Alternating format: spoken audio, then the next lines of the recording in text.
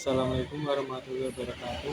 Perkenalkan, saya Samsul dari kelas KTID akan mempresentasikan tugas psikologi sosial tentang salah satu masalah sosial yang ada di lingkungan masyarakat. Kali ini saya akan membahas tentang korupsi. Korupsi adalah tindakan yang melibatkan penyalahgunaan wewenang publik untuk keuntungan pribadi. Ini melibatkan masalah sosial yang serius dan memiliki dampak luas di berbagai sektor masyarakat. Penjelasan lebih lengkap mengenai korupsi. Korupsi itu memiliki beberapa bentuk. Yang pertama, ada penyuapan. Penyuapan itu memberikan atau menerima sesuatu yang bernilai untuk memengaruhi tindakan seseorang dalam jabatan publik. Yang kedua, penggelapan, yaitu pencurian atau penyalahgunaan dana atau aset yang dipercayakan kepada seseorang. Yang ketiga, nepotisme, yaitu memberikan keuntungan atau posisi kepada anggota keluarga atau teman tanpa memperhatikan kualifikasi mereka. Yang keempat, kolusi, yaitu kerjasama rahasia antara pihak-pihak untuk mencapai tujuan ilegal dan tidak adil, seringkali merugikan kepentingan publik.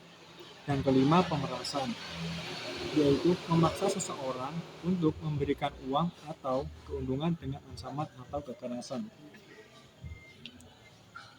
Ada juga penyebab-penyebab korupsi. Yang pertama, yaitu lemahnya sistem hukum. Penegakan hukum yang tidak efektif atau korup meningkatkan peluang terjadinya korupsi. Yang kedua, kurangnya transparansi. Kurangnya keterbukaan dalam proses administrasi dan pengambilan keputusan memudahkan tindakan korupsi. Yang ketiga, ketidakseimbangan kekuatan. Konsentrasi kekuasaan yang besar pada individu atau kelompok tanpa mekanisme kontrol yang memadai.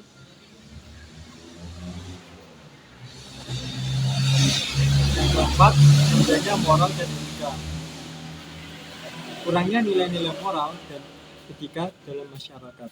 Ada juga dampak korupsi. Yang pertama, faktor ekonomi. Korupsi menghambat pertumbuhan ekonomi dengan mengurangi investasi dan meningkatkan biaya bisnis. Uang yang seharusnya digunakan untuk pembangunan pelayanan publik malah disalahgunakan. Yang kedua, sosial.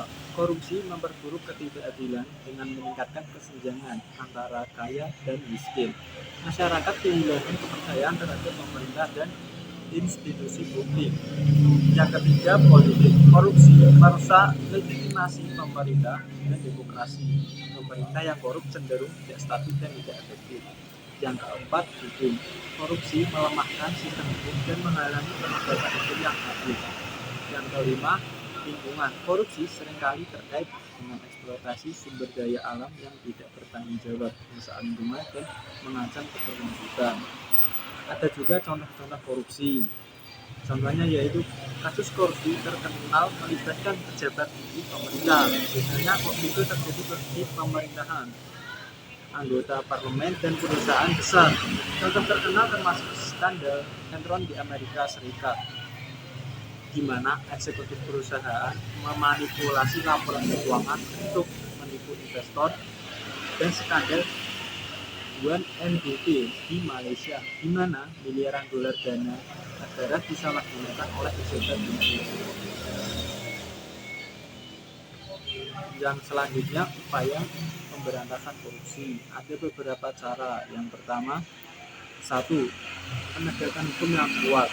Kita harus menegakkan hukum yang kuat, menyediakan sanksi yang tegas bagi pelaku korupsi dan memperkuat institusi hukum. Yang kedua, transparansi dan akuntabilitas, menerapkan kebijakan keterbukaan informasi dan audit publik untuk memantau penggunaan dana dan tindak pejabat. Yang ketiga, pendidikan dan kesadaran, meningkatkan kesadaran masyarakat tentang bahaya korupsi dan pentingnya integritas. Yang keempat, reformasi birokrasi, mengurangi birokrasi yang berbelit-belit dan meningkatkan efisiensi administrasi publik. Yang kelima, peran media dan LSM. Media dan organisasi masyarakat sipil dapat memainkan peran penting dalam mengungkap kasus korupsi dan mengadvokasi transparansi. Nah, jadi kesimpulannya, korupsi adalah masalah kompleks yang memerlukan pendekatan multidimensi untuk mengatasinya melalui penegakan hukum yang efektif, transparansi, pendidikan, dan informasi. Masyarakat dapat mengurangi dan mengendalikan korupsi demi mencapai pemilihan yang lebih bersih dan berkeadilan. Sekian dari saya. Wassalamualaikum warahmatullahi wabarakatuh.